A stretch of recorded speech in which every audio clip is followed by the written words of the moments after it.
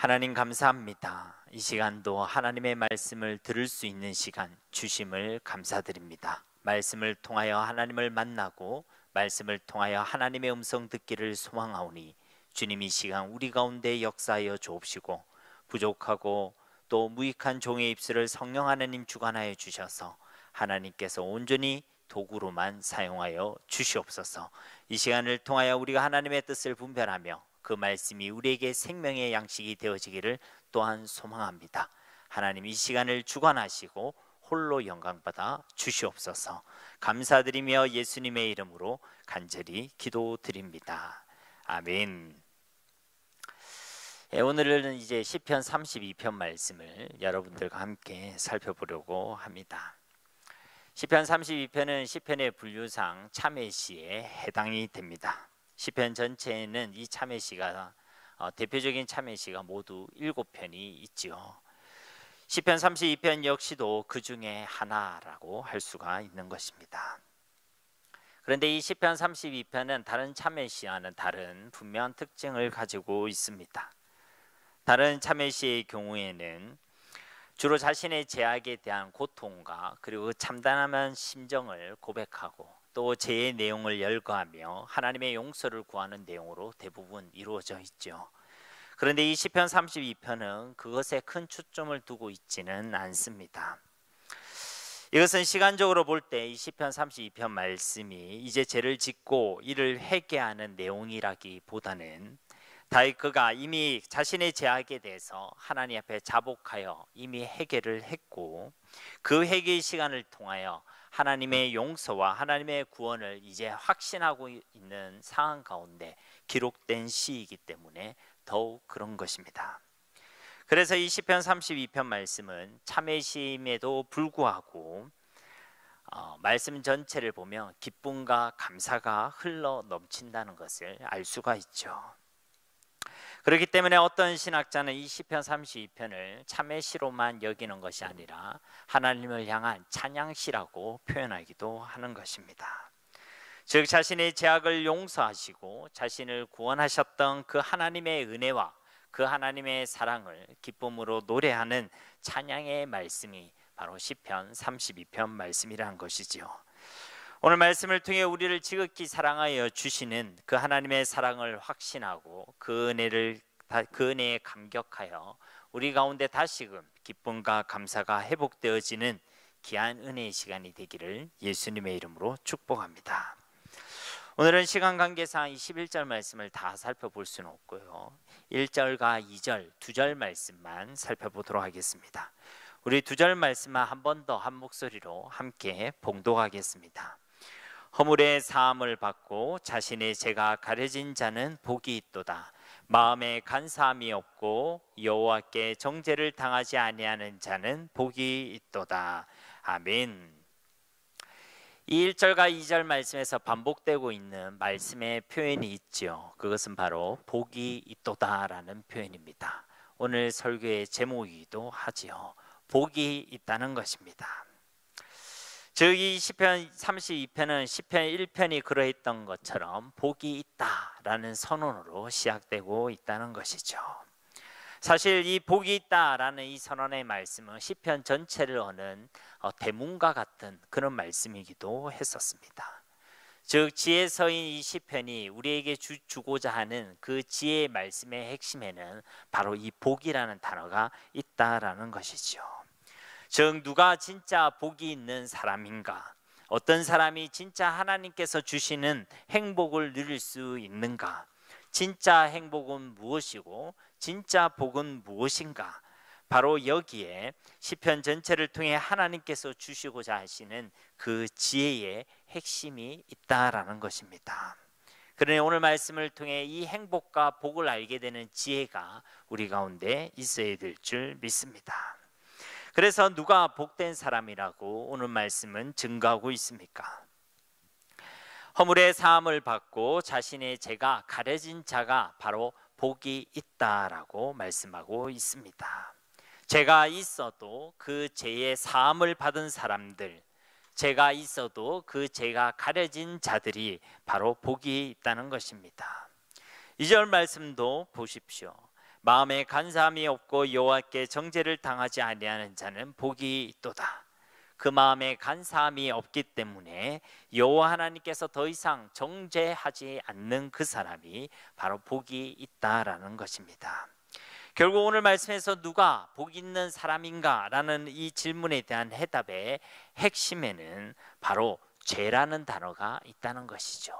죄의 문제가 있고 그 죄의 문제가 해결된 사람이 진실로 복된 사람이라고 증거하고 있는 것입니다.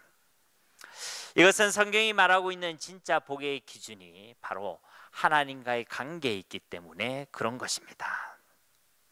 우리가 살아가는 이 세상은 복의 기준을 그렇게 생각하지 않겠죠. 이 세상은 복의 기준을 소유나 지위에 두고 있습니다. 즉 얼마나 많은 것을 소유했는가, 얼마나 많은 재물을 소유했고 얼마나 많은 지식을 가졌으며 얼마나 많은 명예와 힘을 가졌는가, 그것이 세상이 말하는 복의 기준이란 것입니다. 또 얼마나 높은 지위에 올라갔는가가 기준이 되는 것이죠. 어떠한 계급과 직급과 권력 등이 그 행복과 복의 기준으로 보는 것이 우리가 살아가는 이 세상의 기준이란 것입니다.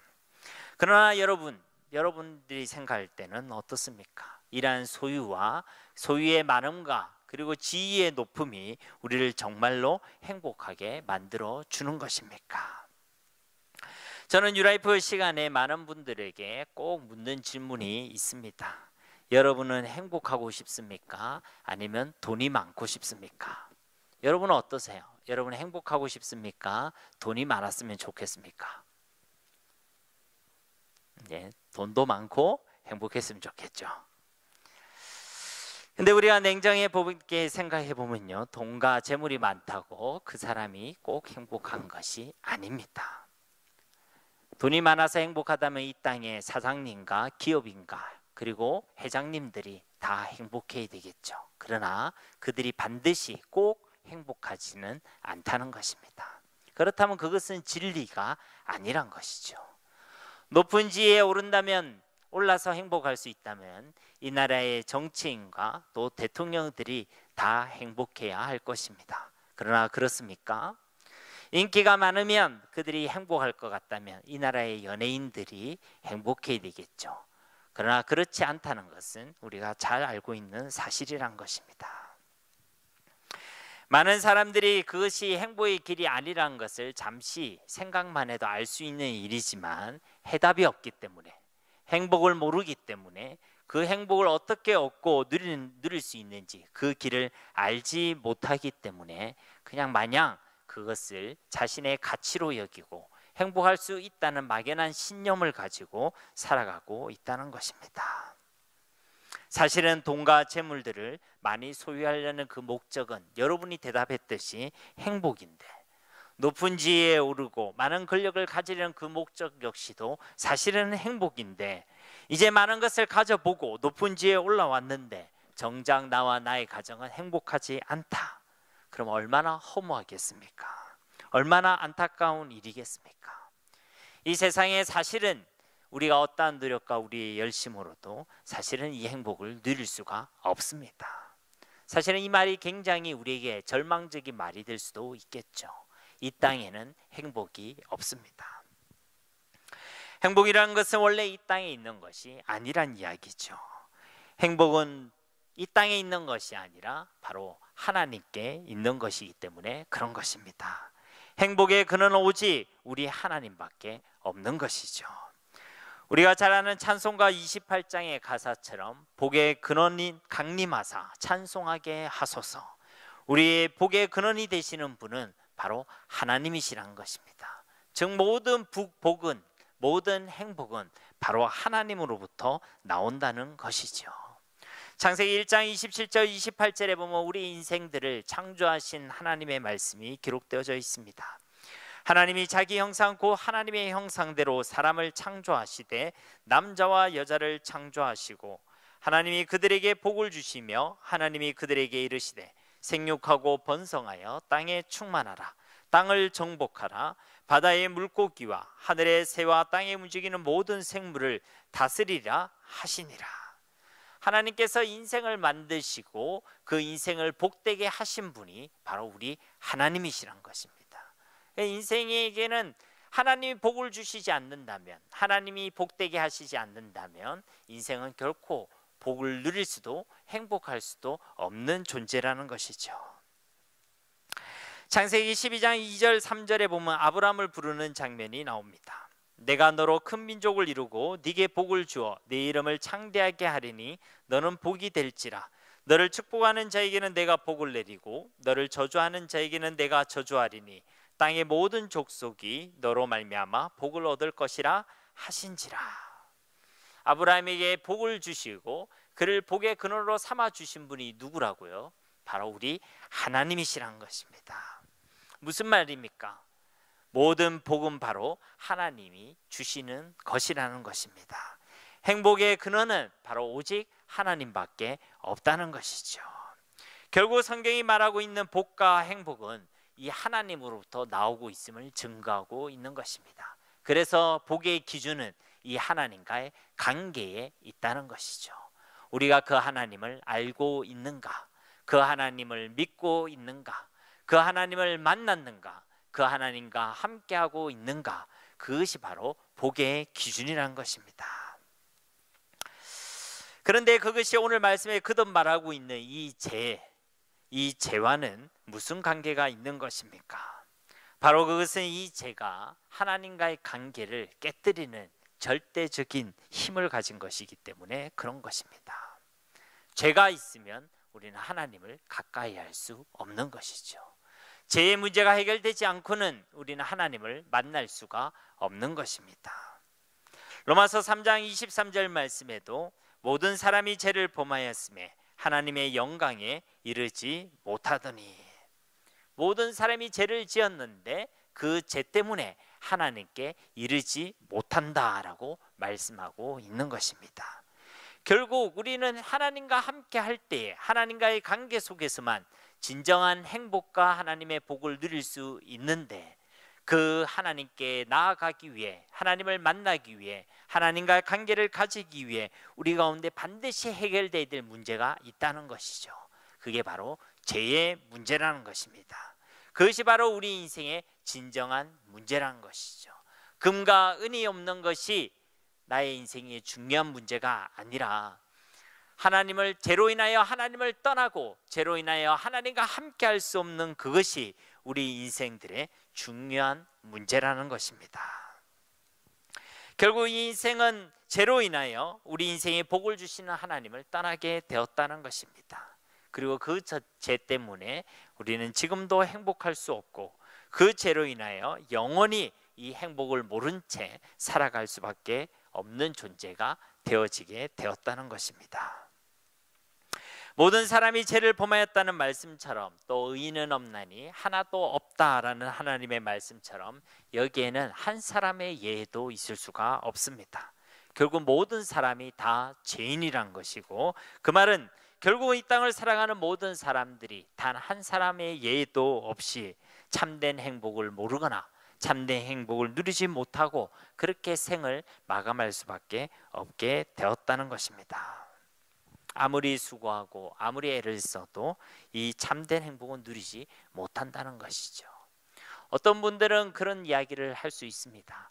아니, 예수님 안 믿어도 참 행복해 보이는데요, 참 행복하다고 말하는 사람들을 많이 보았는데요. 여러분, 이 땅에 있는 또 즐거움이 있습니다. 이 땅에도 만족함이 있죠. 그러나 그것은 하나님께서 주시는 즐거움과 만족함과는 다른 것입니다. 이 땅에 있는 그 즐거움과 만족은 잠시뿐이죠. 아무리 즐거워도 잠시뿐이라는 것입니다. 그래서 금방 왔다가 빨리 지나간다 해서 우리는 이것을 쾌락이라고 이야기하죠. 그것을 행복이라고 이야기하지 않는다는 것입니다. 또 환경과 상황이 불리해지면, 또 내가 기대하지 않았던 엉뚱한 일들이 내게 일어나면 금방이라도 깨어지는 것들이죠. 상황과 환경에 좌지우지 될 수밖에 없는 것들이라는 것입니다. 그러나 하나님께서 주시는 행복은 이 세상의 것과 다르지요. 세상이 줄 수도, 세상이 알 수 없는 참된 평강, 어떠한 환경과 어떠한 상황 가운데서 결코 흔들리지 않는 그 행복이 바로 하나님께서 주시는 행복인 줄 믿습니다. 그런데 이 행복은 우리 가운데 있는 이 죄의 문제가 해결되지 않으면 결코 누릴 수가 없다는 것이죠.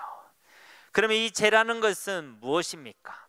오늘 본문 말씀 1절에서는 이 죄에 대하여 두 가지 히브리어를 사용해서 이 죄에 대하여 설명하고 있습니다. 하나는 허물이라는 단어이고 또 다른 단어는 바로 죄라는 단어입니다. 첫 번째 단어의 이 허물이라는 단어, 페사으라는 것은 반역이나 변질이나 아니면 거역한다는 것을 의미합니다. 즉 반역하는 것, 변질하는 것, 그리고 거역하는 것이 바로 죄라는 것이죠. 원래 이 단어는 왕에 대한 반역을 꾀하고 도모하는 것을 가리키는 정치적인 용어였습니다. 결국 피조물된 우리 인생들이 하나님을 거역하고 하나님께 반역하고 또 하나님 앞에서 변질되는 것, 그것이 바로 죄라고 이야기하고 있는 것입니다. 하나님을 하나님으로 인정하지 아니하고 하나님을 우리 인생의 주인으로 인정하지 아니하고 하나님의 자리를 찬탈하려고 한 그 반역이 바로 죄라는 것입니다. 하나님의 자리에 올라가려고 했고 하나님과 같이 되려고 했던 것, 그것이 바로 죄라는 것이죠.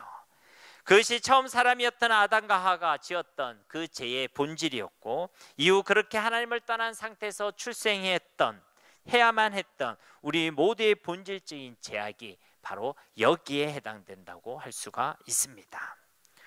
두 번째 단어는 죄라는 단어입니다. 이 히브리어 하타라는 단어는 헬라어의 하마르티아라는 단어와 같은 뜻을 가지고 있죠. 즉 표적에서 벗어나고 표적에서 빗나가는 것을 의미하는 것입니다. 즉 이 죄는 무엇을 의미합니까? 하나님으로부터 벗어나 있는 것, 하나님을 떠나 있는 것이 바로 죄라고 규정하고 있는 것입니다. 동시에 하나님께서 정해주신 그 표적, 하나님께서 정해주신 삶의 기준, 말씀과 계명의 그 규범에서 벗어나고 빗나가는 모든 선택과 삶의 모양들을 바로 죄라고 말씀하고 있는 것이죠. 죄에 대해서는 예수님께서도 요한복음 16장 9절에서 이와 같이 말씀하고 계십니다. 죄에 대하여라 함은 그들이 나를 믿지 아니하며, 하나님을 믿지 않는 것이 바로 죄라는 것입니다. 하나님을 주인으로 인정하지 않는 것이 죄라는 것입니다.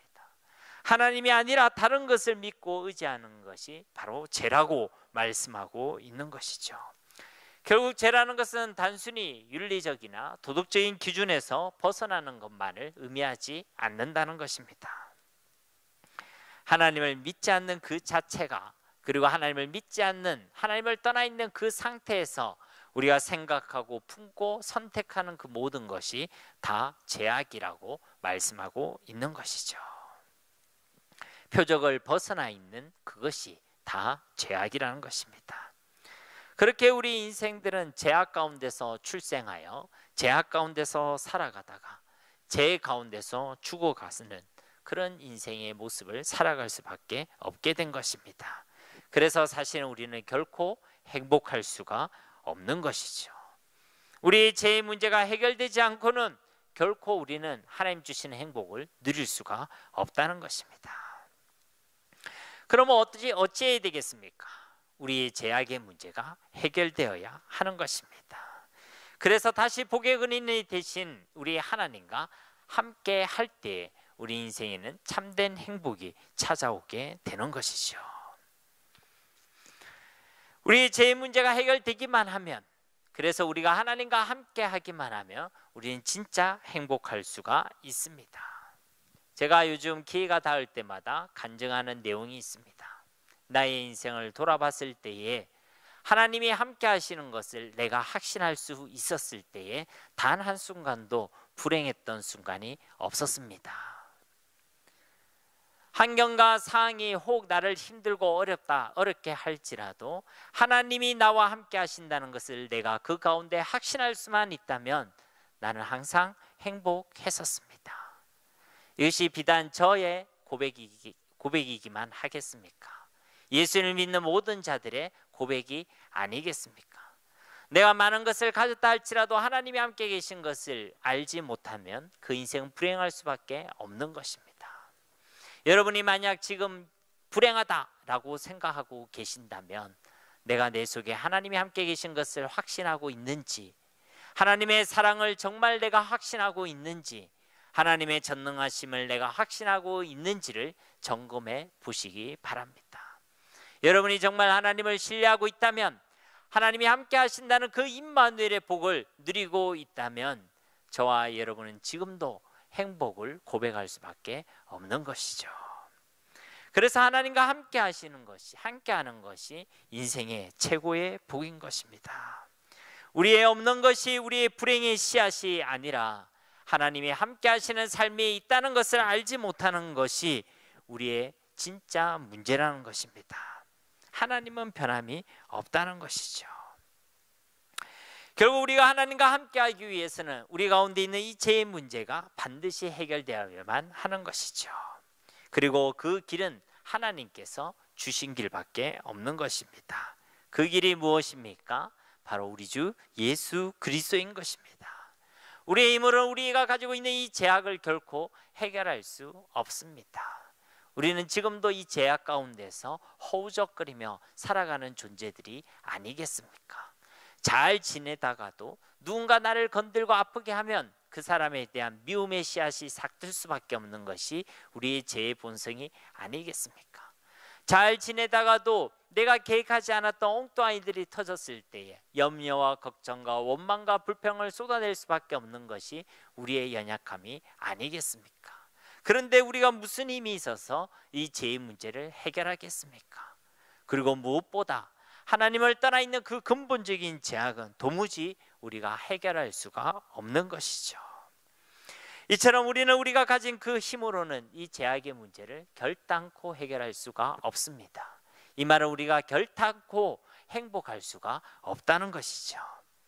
그러나 누가 계십니까? 우리 주 예수 그리스도께서 우리의 과거와 현재와 미래의 모든 죄악의 문제를 완전히 해결해 주신 줄 믿습니다. 죄 없으신 그분이 도무지 자격 없는 우리를 사랑하셔서 죄인된 저와 여러분을 위하여 십자가에서 죽으셨습니다. 그래야 그토록 우리를 괴롭히던 그 죄의 문제를 단번에 해결해 주신 것이죠. 죄의 길로 유혹하던 사탄의 머리를 깨뜨려 주신 것입니다.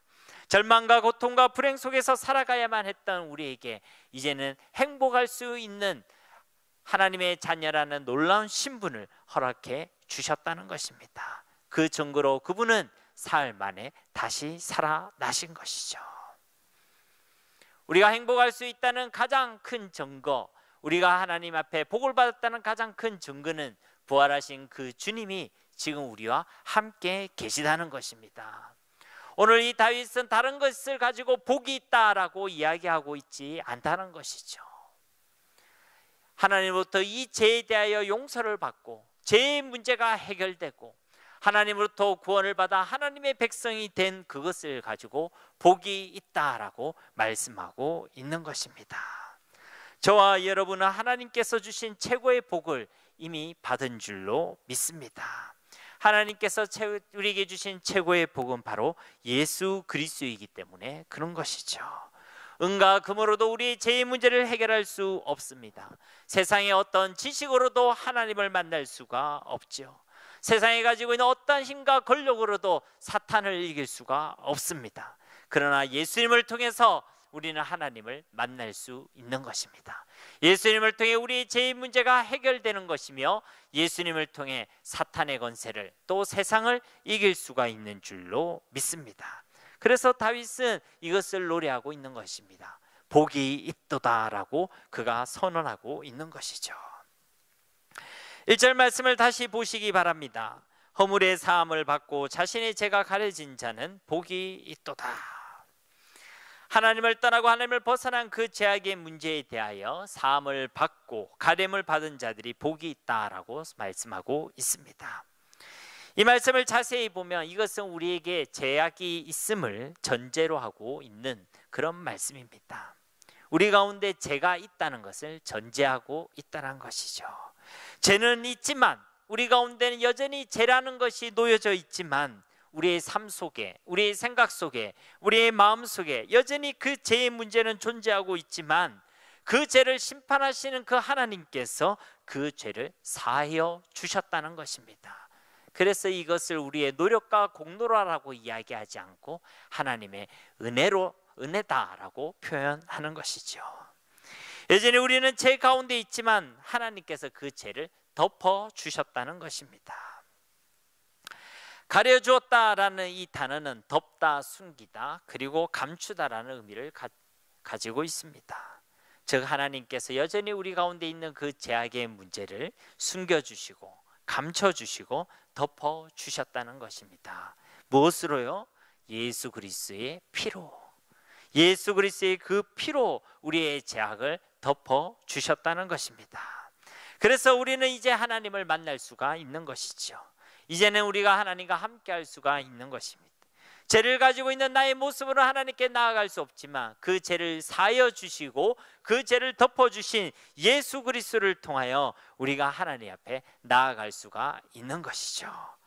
모든 사람이 그럴 수 있지만 아무나 그럴 수 없는 인생 최고의 복을 하나님의 자녀가 받았다라는 것입니다. 여러분 이것을 진짜 확신하십니까?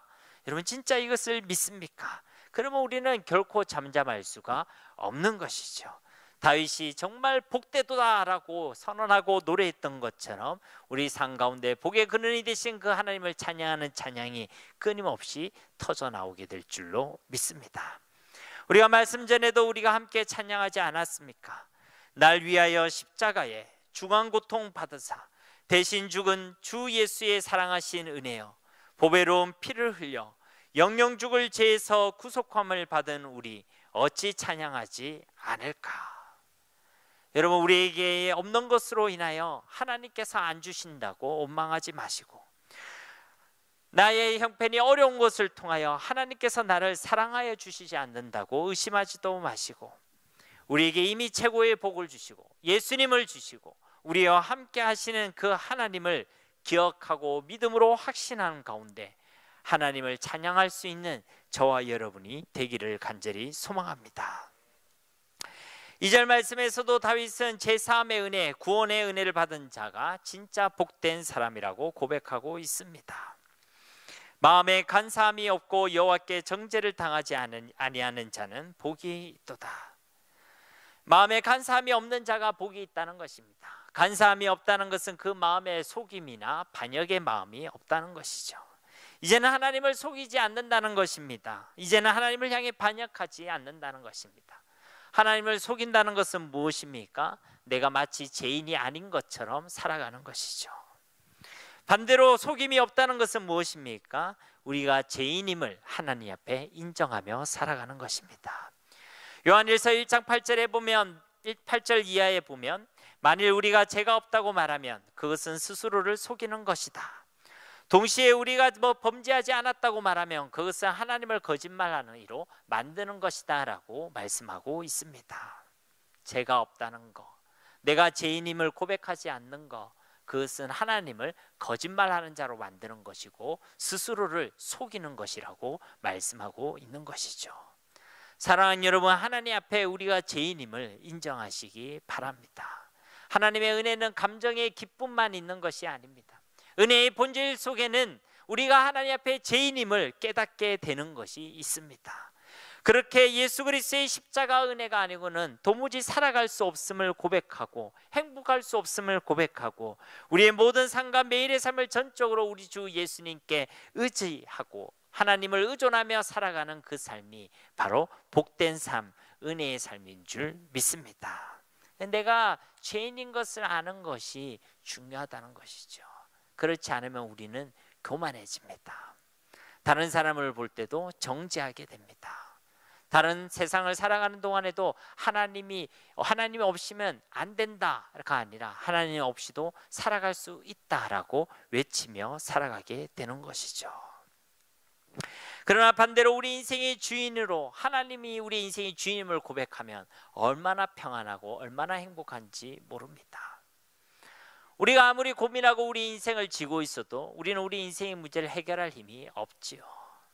저도 실력이 없어서 어떤 문제가 왔을 때에 절망하고 낙심할 때가 많이 있었습니다. 나는 왜 이리 실력이 없지? 왜 나는 이렇게 힘이 없지?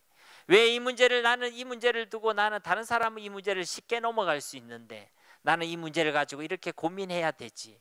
이런 생각을 많이 들었던 것입니다. 여러분, 내가 인생의 주인이 되면 남는 것은 그런 고민과 염려와 걱정과 불안함 밖에 없는 것이죠. 그것을 해결하지 못하기 때문에 낙심하고 절망할 수밖에 없는 것입니다. 그런데 그 속에서 하나님께서 은혜를 주셔서 이 문제 속에서도 하나님이 주인이심을 고백하게 되면 거짓말처럼 나의 환경과 상황이 그대로 있다 할지라도, 혹 해결되지 않은 문제가 그대로 있다 할지라도 그 속에서도 하나님 주신 평안과 즐거움을 누릴 수가 있게 되는 것이죠. 어떨 때요? 하나님이 우리의 주인이심을 고백하게 될 때 그렇게 된다는 것입니다. 자녀의 문제를 가지고 고민할 때가 아니라 나의 자녀의 문제 속에 하나님이 주인 되어 주시옵소서. 가정의 문제로 아파할 때가 아니라 그 나의 가정 가운데 하나님이 주인 되어 주시옵소서. 나의 모든 인생 가운데 하나님이 주인 되어 주시고 나의 모든 삶 가운데 하나님이 주인 되어 주시옵소서. 내가 감당할 수 없는 그 환경과 상황 속에서도 하나님이 여전히 나의 주인 되심을 고백할 때에 우리는 행복을 누리게 되는 것이죠. 여러분, 이것을 하나님이 얼마나 기뻐하시는지 모릅니다. 제가 그 문제 가운데 어느 날 기도하고 집으로 돌아가는 길에 하나님께 고백을 드렸습니다. 하나님, 진짜 나의 주인이 되어 주시옵소서. 하나님이 진짜 내 인생의 주인입니다. 근데 제 마음 속에 기쁨이 막 차오르는 겁니다. 막 덩실덩실 춤을 출 정도로. 물론 하나님께서 주신 제 마음의 기쁨일 수 있겠지만 그때 제게 주신 감동이 내 속에 계신 성령 하나님이 참으로 기뻐하시는구나. 내가 하나님을 주인으로 인정하며 살아가는 것을 하나님이 진짜로 기뻐하시는 것이구나. 여러분, 우리가 예수를 믿는다는 것은 내가 아니라 하나님이 우리의 주인이심을 고백하며 살아가는 일인 줄로 믿습니다. 우리가 하나님께 반역한다는 것은 바로 하나님 앞에 하나님이 우리의 주인이심을 인정하지 않는 것이죠. 그러니 우리 마음속에 간사함이 없는 것, 하나님을 속이지 않고 반역하지 않는다는 것은 곧 우리 가운데 놓여지는 그 죄를 놓고 내가 죄인임을 고백하고 하나님이 우리의 주인이심을 고백하는 일인 줄로 믿습니다. 그런 자가 복이 있다라고 말씀하고 있는 것이죠. 여러분, 우리는 이 땅을 사는 동안 많은 제약을 범합니다. 어쩌면 오늘 아침 아니면 교회에 들어오기 직전까지도 우리는 이 죄 가운데 있었을 수도 있습니다.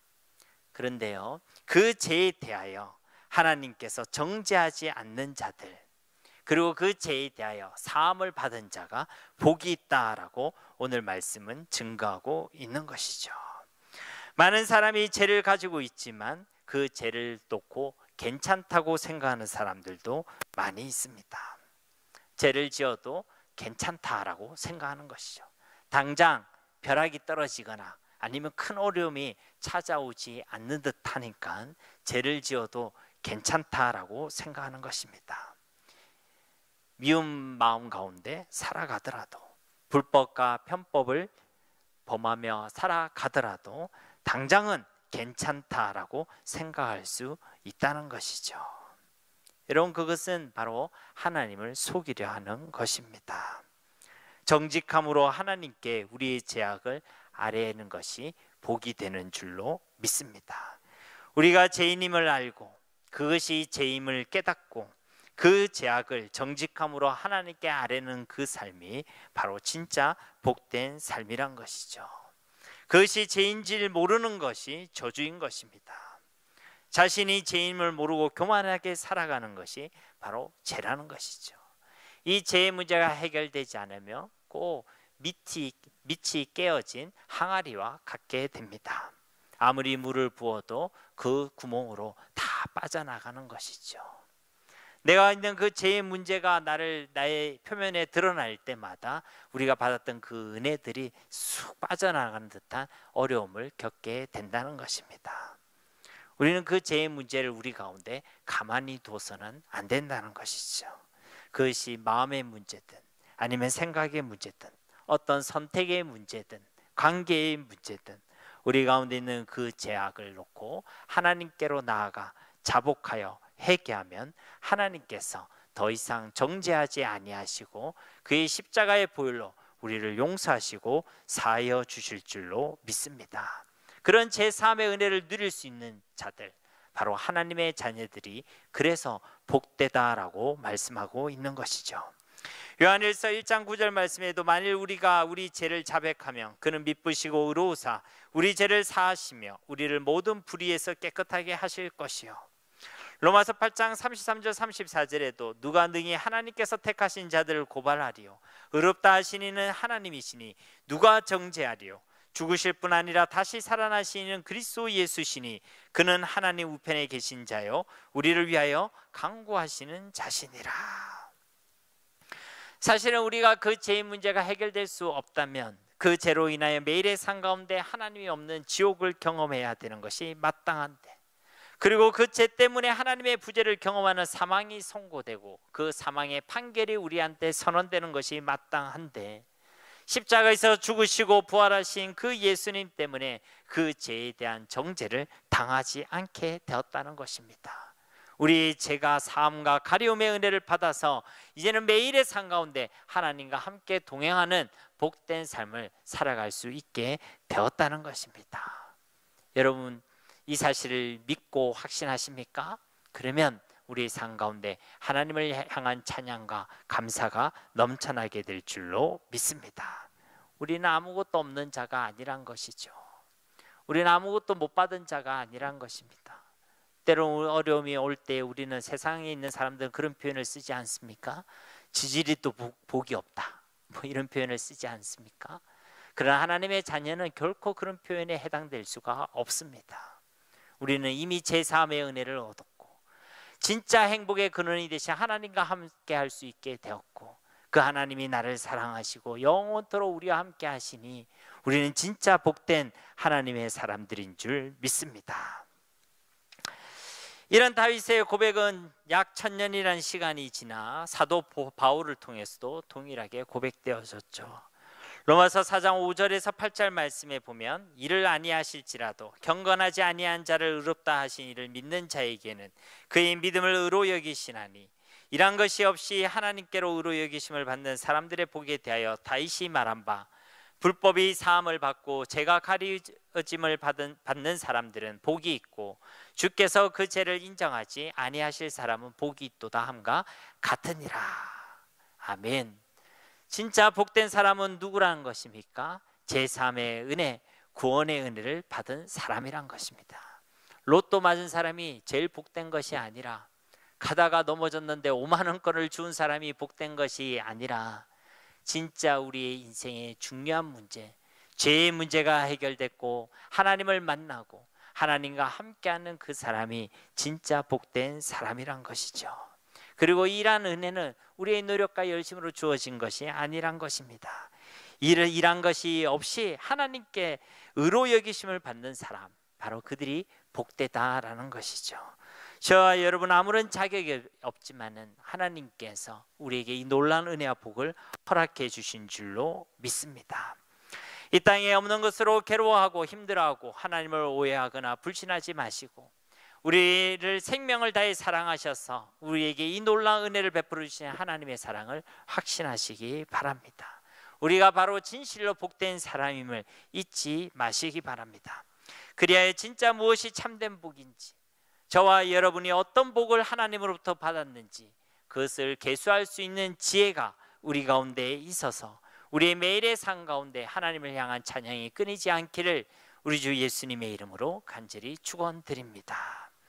우리 말씀을 기억하시면서 이 시간 함께 기도하기를 소망합니다. 함께 기도하겠습니다.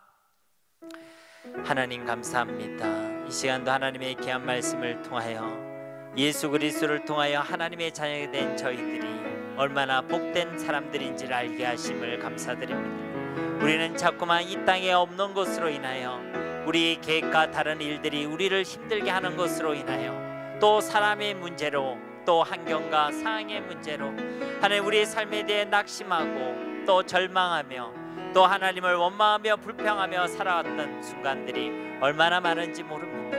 하나님 바로 그때 우리가 이 말씀에 귀를 기울이기 원합니다.